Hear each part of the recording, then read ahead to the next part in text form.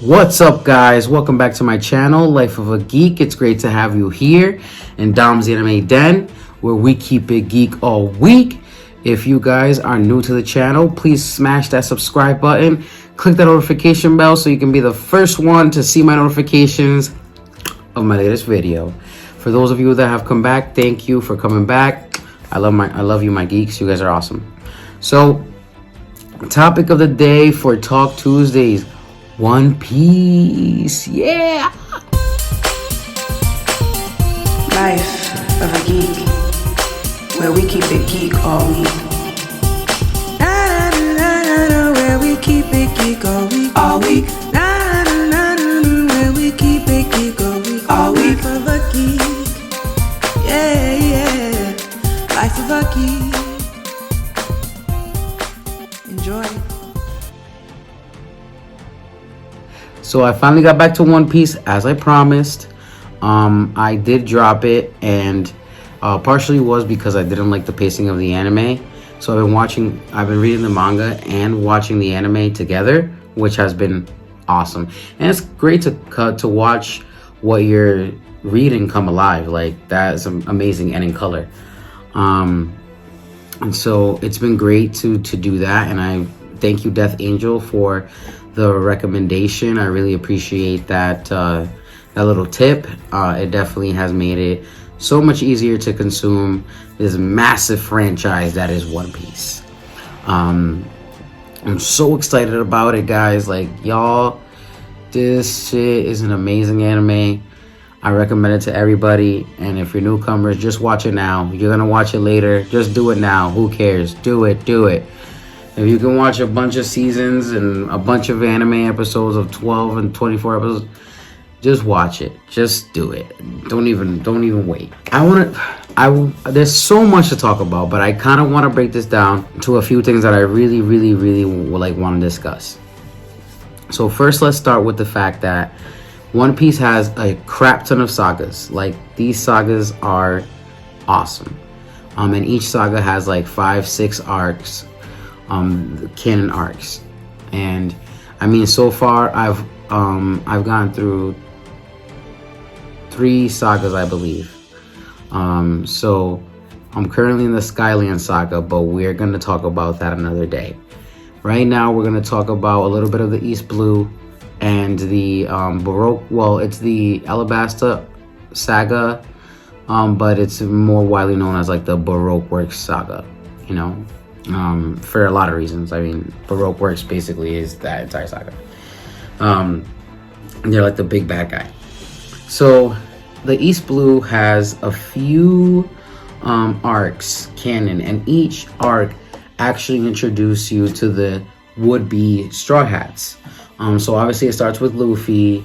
The first arc, he meets that possibly future Marine Kobe. And then, you know, as we go along, he seems like he's gonna have some kind of importance to the anime at some point, because he has come up again. He hasn't in a while, and he didn't towards the end of the Alabasta saga, but I think he did come up. Like, some of his storyline came up through the East Blue and stuff like that. So there was the Romance Dawn arc. That's where we met Zoro. And then we met Nami in the Orangetown arc, Usopp in the Syrup Village arc, and the Bear Tie arc for Sanji.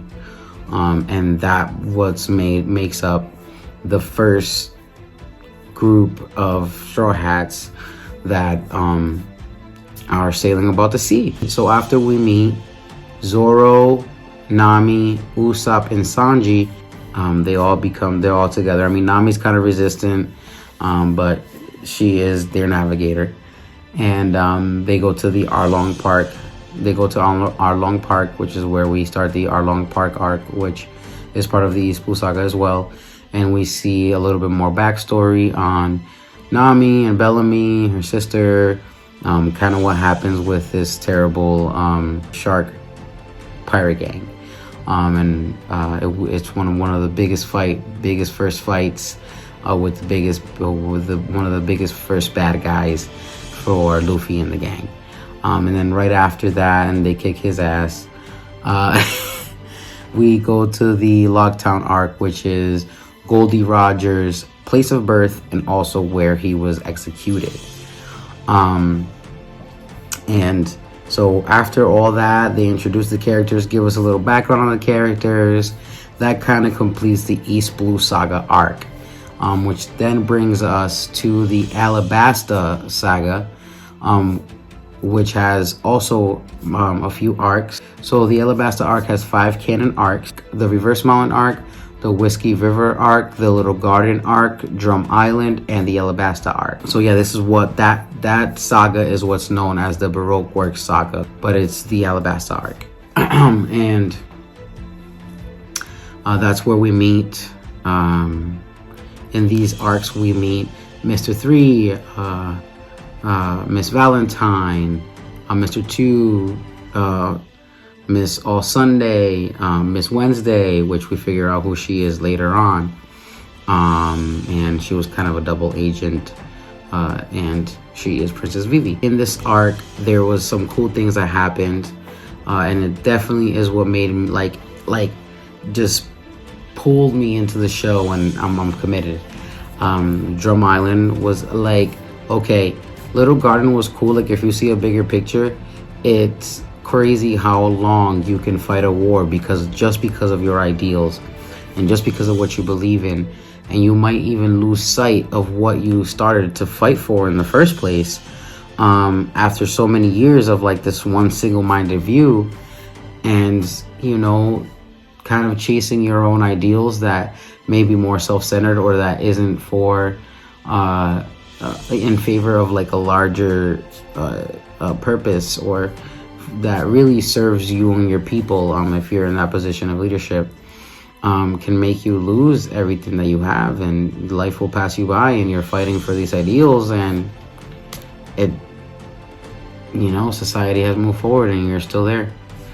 So that was kind of cool. I mean, that's the way that I see it. I like to look at the big pictures of anime and how, like the lessons there. So that's the way I see it. Yeah, it was 2 giants fighting, but it was more than that. It was more than that if you can see the message. And then Drum Island. Drum Island has what I would like to believe is like some real in-depth look at government issues, authoritarianism,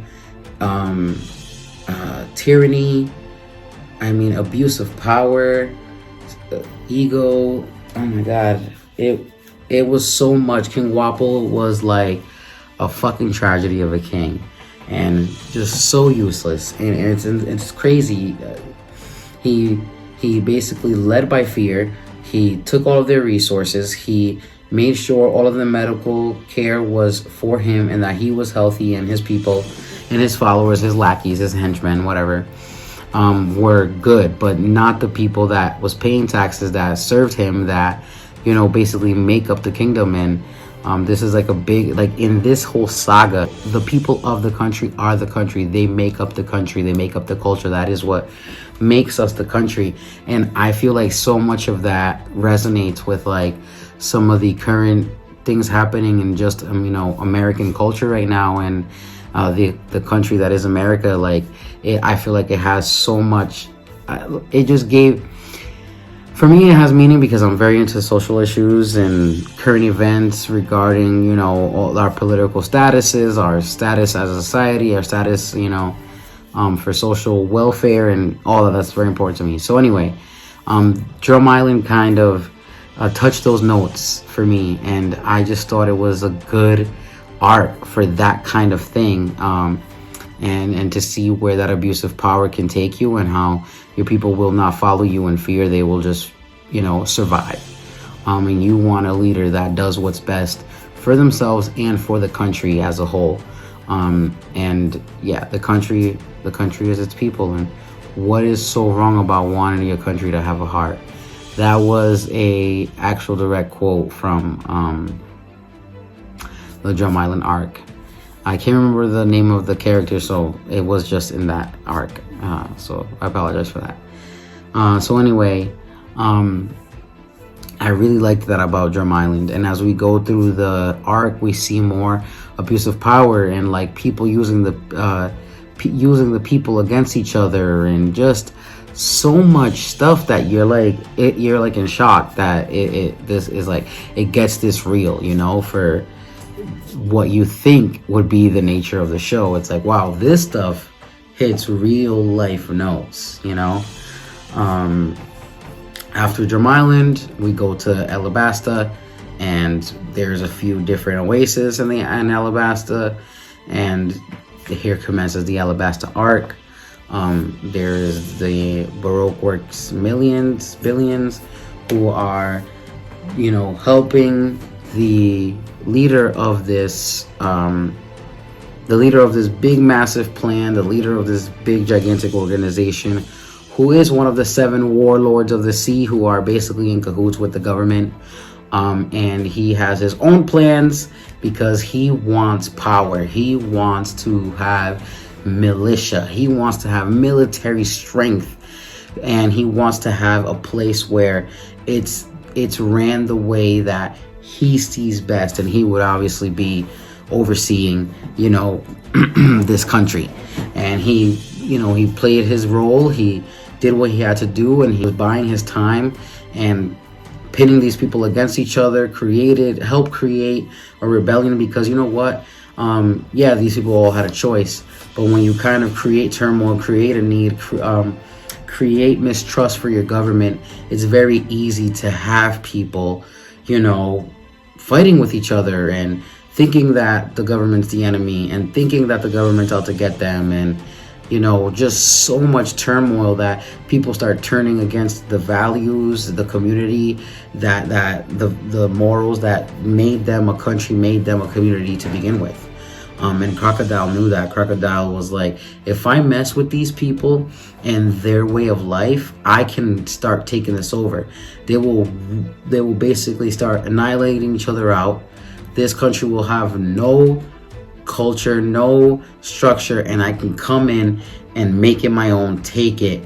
And you know, that's basically, and he was being successful in that, because he took away one of the biggest necessities that they all had, which was water.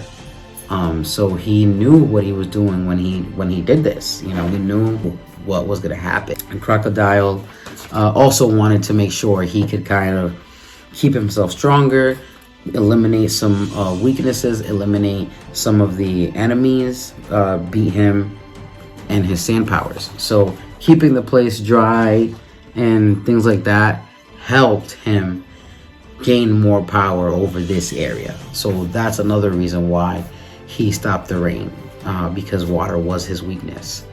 And so much happened. Miss All Sunday, who actually turns out to be Nico Robin, and she's in the cave with the king, Crocodile, and then Luffy goes down there and she reads the big tablet, and she lies to Crocodile, of course, about what it says, and the king knows that as well. Luffy comes in, fucks shit up, Crocodile gets them hands, and then Miss All Sunday, Nico Robin, the king, Luffy, both out of there. Luffy wants to try to get Vivi to go with them, but she has her obligations to her country, and she basically announced to the Straw Hats, while also the country heard where her dedication was, how much she learned with them, how much they meant to her, but how much more her country and fixing and being there and supporting them meant to her. And you know, she fought and she risked her life, and she fought with pirates and befriended pirates to try to save her country, and then while it was within her grasp. And that's incredible.